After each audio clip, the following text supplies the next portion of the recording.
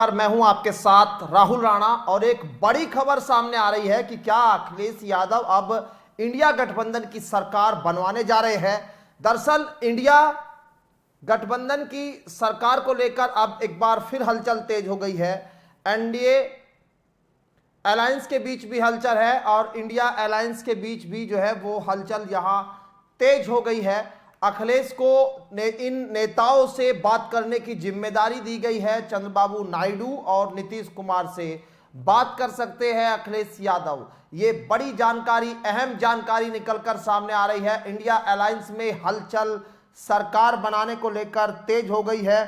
एक तरफ तो मोदी तीसरी बार यहां शपथ लेने की तैयारी कर रहे हैं, लेकिन उससे पहले खेल बड़ा हो सकता है। इस वक्त की बड़ी जानकारी सूत्रों के हवाले से मिल रही है। अखिलेश यादव इसमें किंग मेकर की भूमिका भी निभा सकते हैं।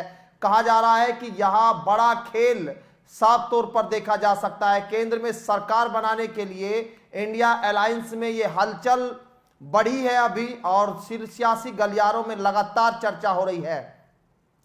समाजवादी पार्टी के नेता, यूपी के पूर्व सीएम अखिलेश यादव को बताया जा रहा है कि बड़ी जिम्मेदारी दी गई है। अखिलेश यादव को जिम्मेदारी दी गई है कि वह भारतीय जनता पार्टी नीत राष्ट्रीय जनतांत्रिक गठबंधन के कुछ नेताओं से वार्ता करे, उन्हें इंडिया के साथ आने के लिए मनाए।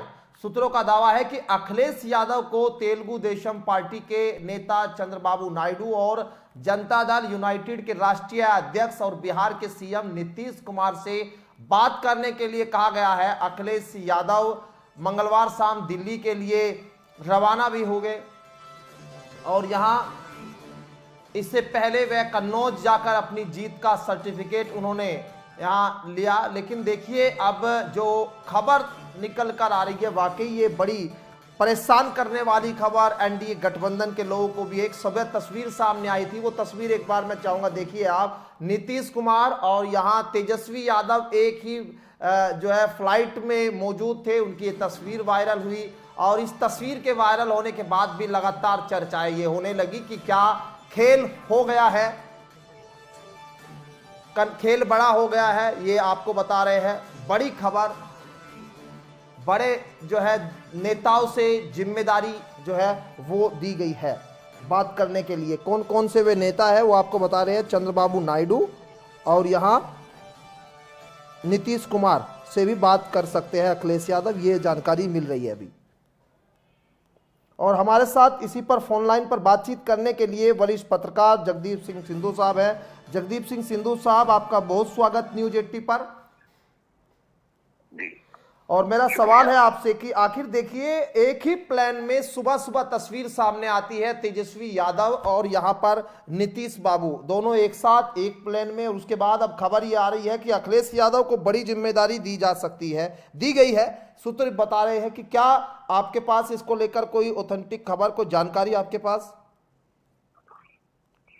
राहुल जी, देश में सरकार के गठन को लेकर हलचल तो निश्चित तौर पर बढ़नी तय है।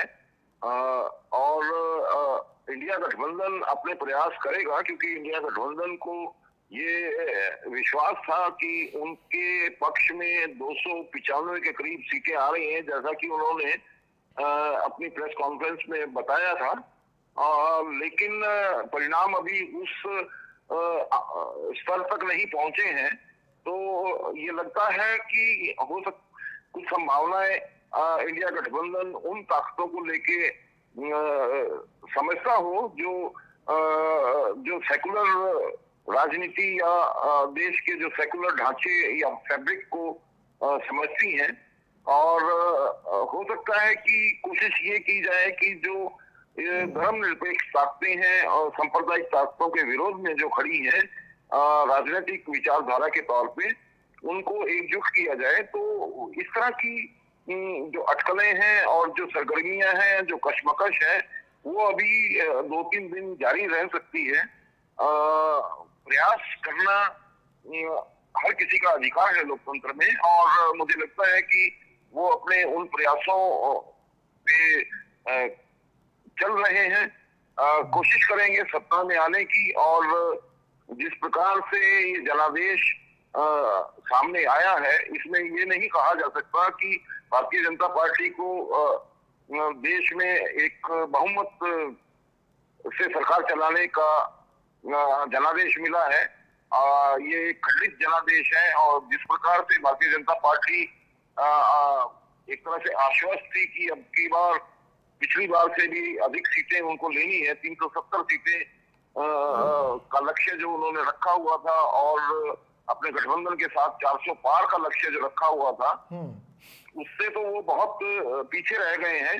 और ये एक तरह से माना जा रहा है कि जो एक व्यक्ति केंद्रित राजनीति थी उसको देश ने खारिज किया है और अब गठबंधन या सामंजस्य या सौहार्द या समता और सामाजिक न्याय की राजनीति लगता है कि उसको आगे बढ़ाने के प्रयास किए जा रहे हैं। तो उस दिशा में जो भी ऐसी राजनीतिक विचारधाराएं हैं, जो भी ऐसी राजनीतिक दलें हैं, उनका एक दूसरे से तालमेल करना स्वाभाविक ही है इन परिस्थितियों में। और ऐसा माना जा सकता है कि वो अपने प्रयास करेंगे और उन्हीं प्रयासों की एक श्रृंखला है जिसको हम निरंतर अगले 2-3 दिन देखते रहेंगे। मैं आपसे थोड़ा दर्शकों के लिए समझना चाहता हूं जगदीप साहब कि यहाँ नीतीश कुमार की राजनीति को आप देखते आए हैं, चंद्रबाबू नायडू की राजनीति को आप देखते आए हैं, एनडीए के साथ है, लेकिन अभी क्या आपको लगता है ऐसी कोई स्थिति परिस्थिति बन सकती है कि यहाँ इंडिया गठबंधन के साथ ये दोनों नेता जा सके? देखिए, जहां तक चंद्रबाबू नायडू का सवाल है, उनकी राजनीति बहुत पहले से स्थापित थी और राजनीति के क्षेत्र में वो आज के वर्तमान प्रधानमंत्री से काफी वरिष्ठ हैं और इसी प्रकार से वरिष्ठता नीतीश कुमार की भी है राजनीति में। लेकिन परिस्थितियां बदलने के साथ साथ उनके जो अलग अलग राजनीतिक कद है, स्थान है, वो जरूर परिवर्तित हुए। लेकिन अब के जनादेश में जिस प्रकार से उनको ताकत मिली है, तो मुझे लगता है कि वो फिर से अपने उस कद को और अपनी उस गरिमा को बनाए रखेंगे और अपनी जो राजनीतिक विचारधारा है उसको उसी प्रकार से वो आगे बढ़ाएंगे।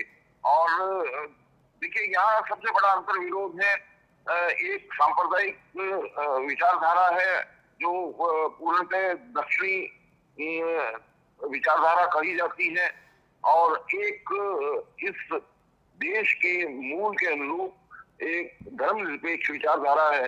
तो ये जो अंतर विरोध है ये नीतियों के स्तर पे भी पार्टियों में व्याप्त है और जिस प्रकार से आंध्र प्रदेश में 4% आरक्षण टीडीपी ने अपने घोषणा पत्र में घोषित किया हुआ है, क्या उसको भारतीय जनता पार्टी स्वीकार कर पाएगी? क्योंकि भारतीय जनता पार्टी ने सार्वजनिक मंचों से उस प्रकार के आरक्षण की बहुत आलोचना की है और नरेंद्र मोदी ने तो इतना भी दावा किया था कि इस प्रकार के आरक्षण को मैं कभी भी लागू नहीं करने दूंगा। और इसी प्रकार से जो नीतीश कुमार हैं, उनकी जो राजनीति है, उनका जो सामाजिक सामंजस्य है, उसका जो समाजवाद का विचार है, क्या उसको भारतीय जनता पार्टी स्वीकार कर पाएगी और किस प्रकार के राजनीतिक समझौते, किस तरह के राजनीतिक सौदे अपनी महत्वाकांक्षाओं को संतुष्ट करने के लिए होते हैं, ये अभी देखना होगा। चलिए, बहुत शुक्रिया आपका जगदीप साहब, आपने समय दिया। और यहाँ जो अब बड़े सवाल उठ रहे हैं, अखिलेश यादव इंडिया गठबंधन की सरकार बनवाएंगे या नहीं, या किंग मेकर की भूमिका में वो होंगे या नहीं होंगे, क्या दिल्ली में अब इसको लेकर जो चल रही चर्चा में कुछ दम है, ये साफ हो जाएगा बहुत जल्द। एक तरफ तो यहाँ पीएम मोदी जो है एक बार फिर शपथ लेने की तैयारी में है, दूसरी तरफ यहाँ ये बड़ा खेल कहीं हो ना जाए, इसको लेकर अब सियासी चर्चाएं जोरों शोरों पर सियासी गलियारों में तैर रही है।